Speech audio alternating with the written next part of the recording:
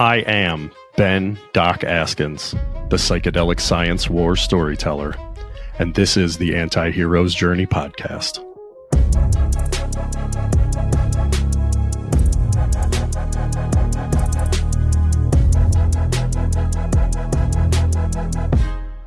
What's your story? Okay, so I am Natalie Wood from West Side Story. No, I'm just kidding. I I was actually named after her, and then she died exactly after that. A month later, it was 31st. Anyway, so yes, my story is of a traumatized, troubled background, growing up and having a hard time finding my identity, finding myself, and through tumultuous relationships with romance and work relationships and friend relationships to the point where I gave up and came home to my mother's to strip everything down, work, relationship, friends, and reassess who I was. And I did it with the help of psilocybin mushrooms. And I chose psilocybin because of all the research I've done for years prior, because I was always such a psych nut head. I loved psych in school, and I chose behavioral health for my preceptor and nursing. So I was really excited to finally do it. And then once I did, it wasn't just about seeing really cool visuals. It changed my life in the best way. So that's my story, is that I'm at this point where I've remedied such a difficult life where I could see myself as a failure. I'm not married. I wasn't able to have children. And I wasn't successful in growing an empire like most people or whatever. And at this age, who could be, if they're single and have no kids, I mean, they could build an empire. They have enough time. But I don't have that empire. I don't have many assets. So it's like, okay, let's just figure out why someone as capable of me, capable with many skills or whatever, why am I at this point? So then within the assessing my life through through psilocybin, some DMT, I figured out a lot, and it's interesting and humbling and just terrifying, but really, really fun. That's a funny description, I guess. So I want everyone else to have that opportunity. And so I think my story up to this point is that I have to give my story out of the benefits that I received, so that people who might have a lot of similarities in me, like being a female, being Latin, being poor, just all these demographics I could fit into. Hey, it helped me, so maybe it could help you. So that's my story right now. We'll see if the story in 10 years it's different. Like, I achieved, everybody's safe and happy now. We're all hippies. That would be really cool. So number 2, I'm sorry, I'll let you do this. We could do this like a mirror interview, and you could just ask yourself the questions and I give know, right? yourself the answers if I you want have to. enough. I I'm talk happy to to stay myself out of the like way. that. I have enough audio of myself on my phone and everywhere, of just sending podcast audios to my friends, like Yeah. me talking Yeah. to myself for an hour. Yeah, So voice I'd be memos, okay right? with that. Yeah, there's a Yeah. lot of that going around. Would you be willing to tell more a bit about maybe some of your nursing and writing experiences?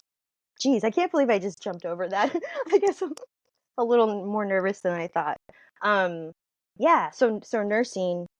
Well, I started actually right after high school. I wanted to leave home, and my sister was able to, my older sister, but she went to University of Florida as a graphic designer. And so I tried to do that in the same steps, but they accepted me, but not in graphic design. It was photography. So I completed a 4-year photography degree in fine arts, the fine arts building in school at University of Florida. So it was hard for me because I wasn't into it at the time. Like, I wanted to do photojournalism, and that was a different school. So just because I was so ready to rush out of home, I just didn't think for myself and just followed my sister. Um, so I got there, and I just was unhappy because I didn't know myself, and I thought that I was better than all the art students and I was so much smarter than them. They're just so whiny. And so I was very negative in that whole experience. Came back home, started doing administration work because I couldn't make money. I did a few weddings, I did a few portraits, but I just felt fake. Like I just couldn't find happiness through it. So my sister was working at a company as a graphic designer, so she got me a job there. Um, and we had a great time for like 6 years working together in that company in two different departments. But I ultimately was starting to get bored. So um, the company we worked at it was education online, so I started taking some classes online for nursing because my dad put it into my head. Baby, you should be a nurse because they're going to make a lot of money. And I was like, I Can guess. But can I like, go can I ahead. interrupt you to ask about the The accent. photography Oh, chapter? Would I that thought be you were gonna okay? ask about the accent. No, I recognize the accent for sure. Considering how I look and everything, he's probably a Latin man. Oh, how What funny. Mm. is there? Do you have like a photography portfolio out there somewhere that I could see, like online? Like if I wanted to buy your photos, would that be something I could You do? know, they're like under my bed, and I've been so bad to myself. It's I love okay. myself so much now that, Yeah, after yeah. post awakening, I'm like, holy cow, everything I own is in this very room, and Okay. I can't believe the way I've treated my things because I was always in search of running away and searching Yeah. something better. So Okay. I've I see so no, I don't have Well, a yeah. portfolio. If you get one and you put it up there, I want you to send it to me, okay? Holy cow, yeah, now that's a new project I could probably work on now because If it's all right if you here. want to, if that's something you'd enjoy, just That's let me no, know, okay? But you were this going to is start sweet. telling me about why nursing is important. Oh God, yeah. So I with getting bored at working with my sister and in admin. Actually, I didn't stay in admin. I started doing video editing, but the video editing got boring because it was corporate stuff, and I couldn't sit still in the chair for more than an hour. Um, I was irritating to a lot of the businessy tech people there that just could code all day. So I started to sign up for classes and started taking classes, and then within that mess of starting nursing stuff, a man proposed to me, the man I was dating. I was like, so then that threw me off to thinking, oh, well, I guess I'm going to be a nurse wife or something. So it all kind of merged. And then, so yeah, sure enough, I got married and started nursing school. Ugh. I can't, I say it, like saying that is so not me now. Like, I got married, I was a good wife and started nursing school and we went to church. Anyway, so yeah, I was a good um non-Jewish wife, but so like he was like a conservative Jewish man. So anyway, we were just more friends than anything, but he still wanted to marry me. And then so the nursing school, he helped me a lot through that, and I was like, yes, I can quit working. I'm a wife. I can I can do that. Like I don't know why. I know that's getting a lot of people, women could get pissed off at me saying that, but what I mean is, for me, growing up in a patriarch household where women were treated so demeaning, um, I was always bitter at the fact that my dad pushed me, my sister, to not be like that and have multiple jobs and spend for ourselves and get degrees. So now I'm at this point where I'm like, oh my God, I so wish I could just be one of those chicks that's just happy with a guy marrying her because I really can't handle all this right now. Like life getting harder and harder. So anyway, so yeah, I quit working to just do school full time.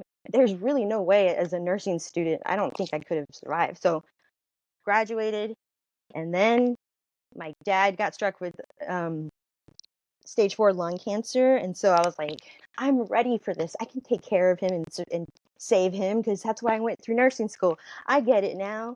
And so I didn't even work that year after graduation. I just took care of him. It was just exactly timed that way.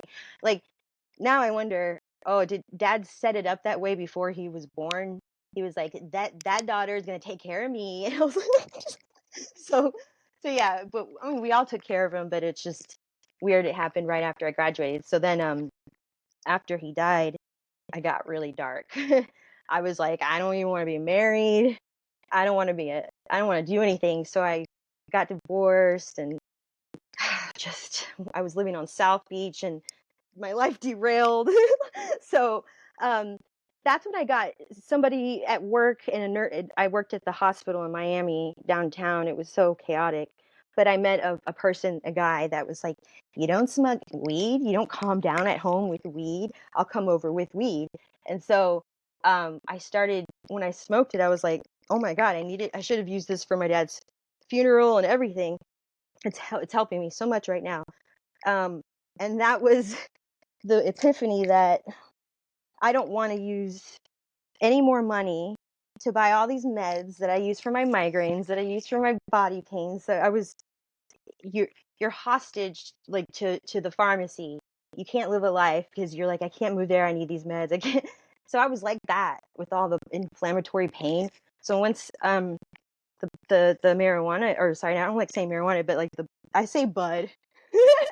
So when bud came into my life, flower bud. So yeah, cannabis came into my life, and then all of a sudden I just changed. It helped me through my divorce, and then I started talking to people who were into mushrooms. So one thing led to another, but yeah, I guess you could say cannabis was a gateway to like clarity. So I left nursing once I started like once I didn't I'm sorry, I didn't leave nursing immediately. I nursed for 10 years at that point. Like it was all like 8, 9, 10 years, but I was realizing that I could heal my pain and get rid of um all my meds through those years through cannabis. It wasn't the whole time I was nursing. Gosh, I don't want that to sound that way. Like, but it was when did I was a nurse assistant. That's right, nurse assistant, and then I did another job. Okay, so when I became a nurse, I realized that my body pains were remedied with cannabis. So that's why I was like, well, I've never really been like a normal person. So I don't have all the things in life that all the other people do. I'm kind of an outcast or a freak. So why don't I just commit to what makes me feel good, since it's getting legal anyway? And then I've applied for a job and got a cannabis nursing job in a cannabis clinic. And that was amazing learning. That was a psych job. That was definitely a psych job. And even though everyone came in for uh, misplaced discs in their back and stuff, like, it all just turned into a psych visit. And I loved it because I saw them getting better exponentially every time I saw them. So I started to merge my care for people with like through nursing care. I was able to utilize it in something that I love. So I was like, oh, I love this. I love this feeling. But then they wouldn't give me a raise for like 2 years. They never gave me a raise. So it was because of COVID. They said it was wrong of me to ask for a review during COVID, during the pandemic. So I was like, all right, I got to move on. So then I was like, I'll just research Canada. I'll go into research. So I did research nursing for like 3 months before I decided to stay home and play on LinkedIn. And that's how I met everybody. That's how I met all the psychedelic people. Isn't that great? That's so great. LinkedIn. Just who would have thunk? Well, that's how we connected, right? You doing some writing on there? Yeah. Like I was nursing up until last year. So I've been writing after that research job. I was like, I can't do anything anymore. I can't even sit in this desk and research I wasn't researching, I was recruiting. So that was boring. I was like, what am I doing? I got to create. And so coming home and breaking up with a relation, it was a bad relationship anyway. coming home with my mom's, it was like, it's you think it's hard. It's been hard. It's really hard, really difficult for me. But man, what an opportunity! I can save this for um number three. So I'll keep going if you don't stop me. Yeah. Well, like you've mentioned, creating and some of the things where you're headed. That's kind of question 2 and 4. Like, what are your intentions and what are you creating? Let's do both of those. Okay. So, well, since I'm such a busy body, you know, my central nervous system's always wiring off, and you got to have a lot of capacity in your brain to hang out with me because I'm always going to be telling you useless information.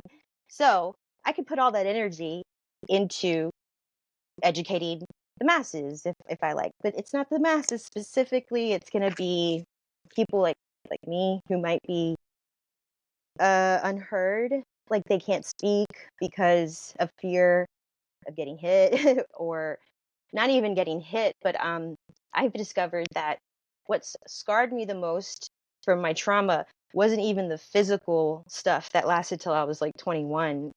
I mean, he was choking me and hitting me out till I was 21, but when I ran away, but so what really hurts was the neglect, like just getting ignored.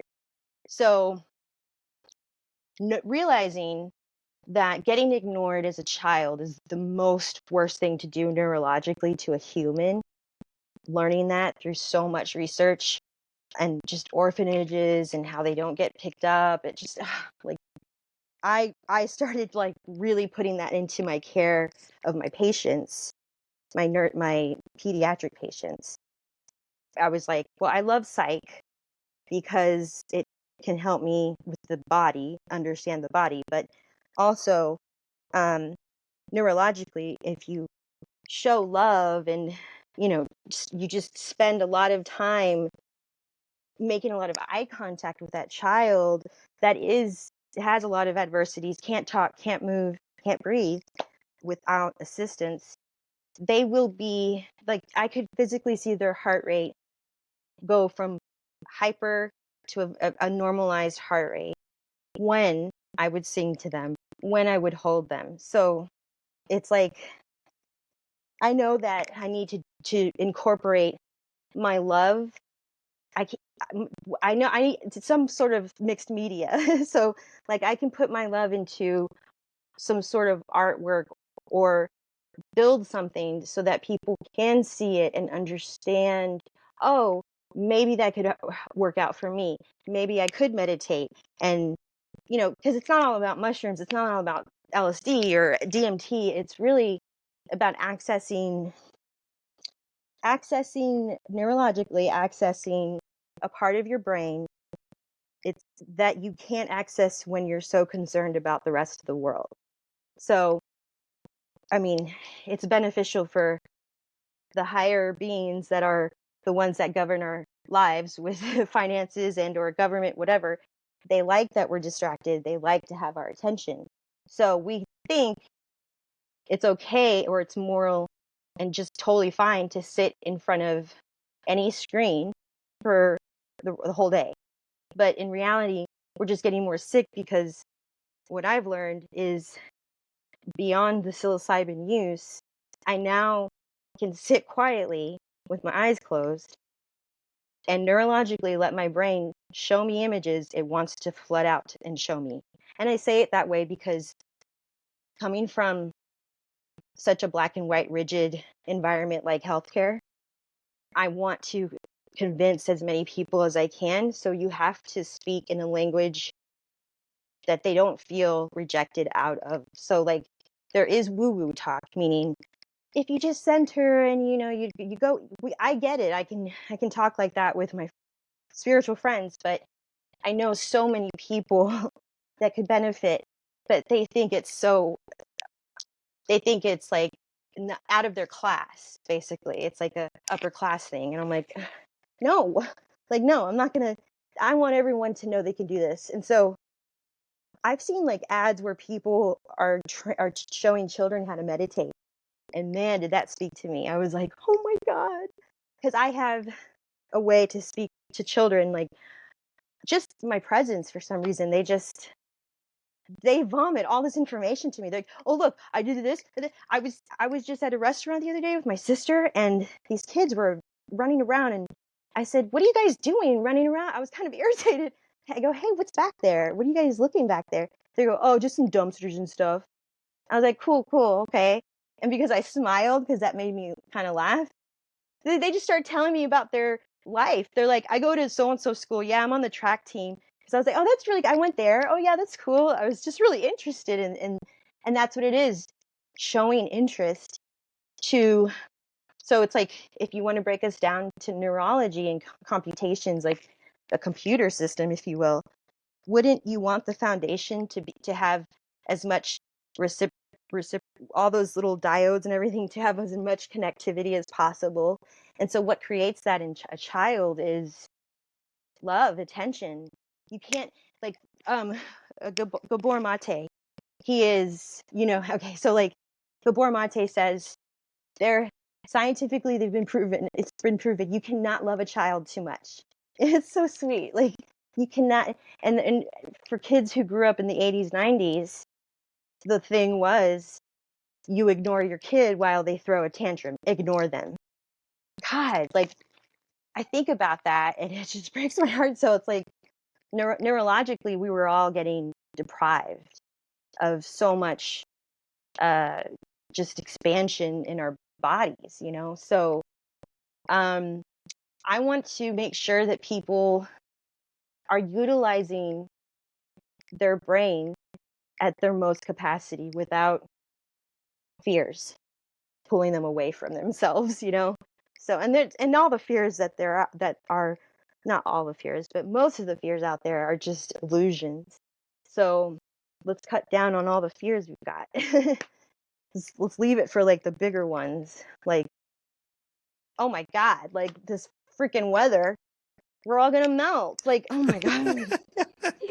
Yeah, yeah. Fear is intended for imminent threat detection, right? Like Yeah, whatever's threatening you immediately, such as heat stroke in the weather down there exactly. in Florida, or whatever. But all of the other, like you said, illusions, the ways that we project fear, imaginations into the future, and then It just anxiety and worry, and those circuits just get bigger. Yeah, the circuits, hyperactive and exactly.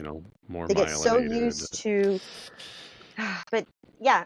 So instead of telling people a vague stance of what my intentions would be, to heal people, through their own healing of their own consciousness, but it would be the only way it would work is if you let them know it's not afraid. It's not a fearful thing to do.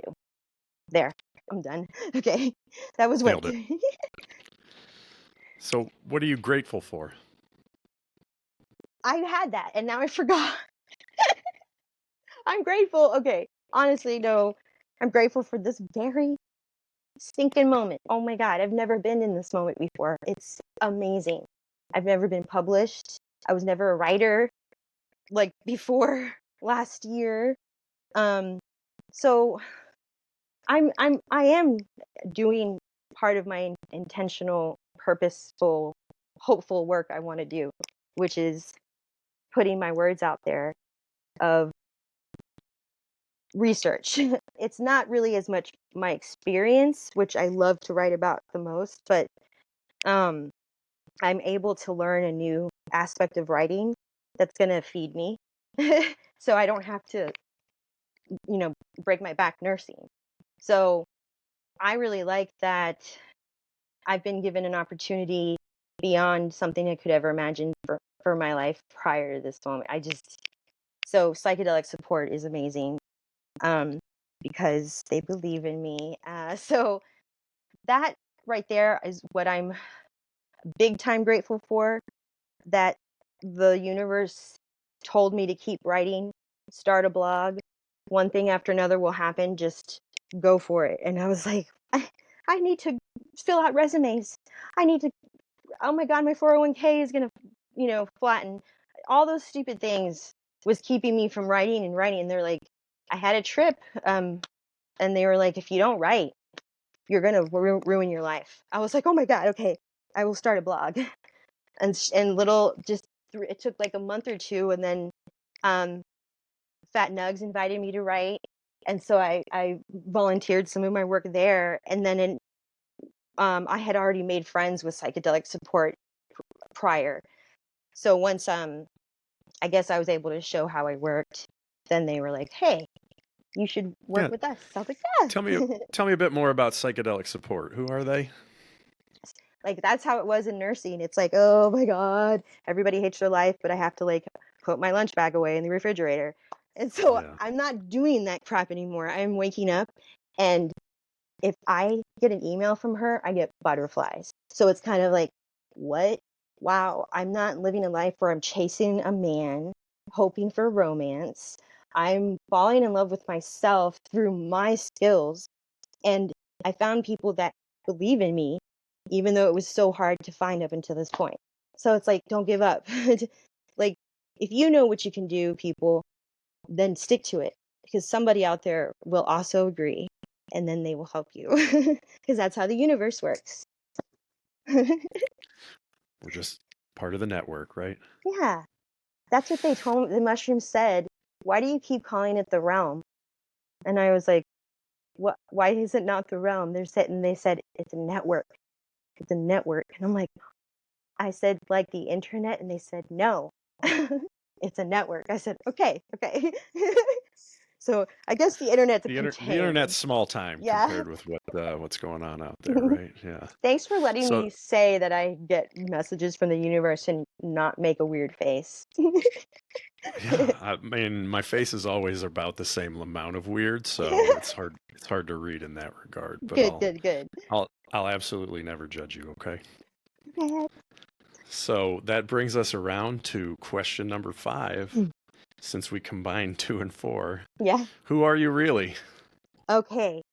I thought about this one, and the only thing I can give you is what my light is. My light.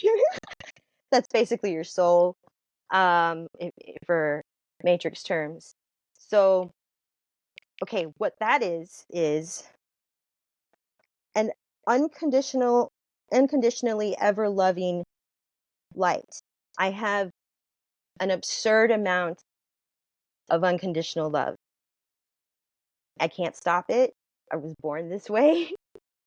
So I used this energy in the wrong places where I was helping someone, but it went too far, and then became abuse, right? So now I'm taking this beautiful gift I have of unconditional love and balancing it in my life for the greater good, and not on one broken person at a time. And it's very condescending of me to say someone was broken and I'm not, but that's not the case. It's like I was so broken myself, I couldn't see straight, that I could only see other broken people. And I thought that they were the issues in my life. And now I see, because of mushrooms, that I was always my issue. And because I was so broken, I attracted other broken hearts and souls. So it's kind of hard to help anyone in any situation when both people feel victimized and feel scared all the time. So trauma bonded relationships are what I had to break free from, and that's a whole lineage issue. Like my whole ancestral lineage of women has been that set up. So I think who I really am is the person who finally broke the chain, the ancestral traumatic chain. So I feel really good about that. And I think if you can do that in your line, if you can stop the abuse that's going on in your family line and identify it, and others can help others start getting affected by you because of your healing, then if I tell this story, other people can try it. Other court jesters of tribes, because I always imagine me as the court jester of this tribe, that I haven't been able to leave this tribe. I'm 41, and so so I shouldn't be worried about this tribe that I came from 41 years ago. I should have been already in my new tribe, my tribe that I was set to find for this life. so I haven't done that. So now I'm going to do that with who I really am. I'm always like, Yeah, I assume I'm like going too long, so I try to shut myself up. But I looked at the time. I'm like, oh wow, I kept it under 30 minutes or under oh, you're 40. nailing it. You're nailing it. No, the court jester imagery is beautiful. Like that, I think there's a tradition of calling it the sacred fool, right? Because Yeah. Or it's a mix. It's not just being foolish. There's a level of honor associated with it, because that's the role of humor in figuring out truth, is that when you can laugh at yourself and laugh at a situation, it opens you up did I just to cough see on you? truths that you are.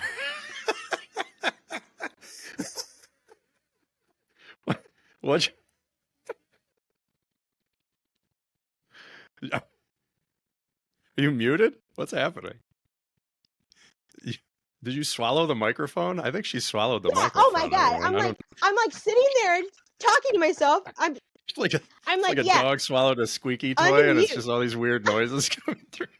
Like in I was it took movie so Snatch? I took quite a bit of some bong hits before I started this. So I'm like, I've been trying so hard to hold in that cough because I'm like, I can do it. I can do it. Oh, you're All right. fantastic. Okay. All right.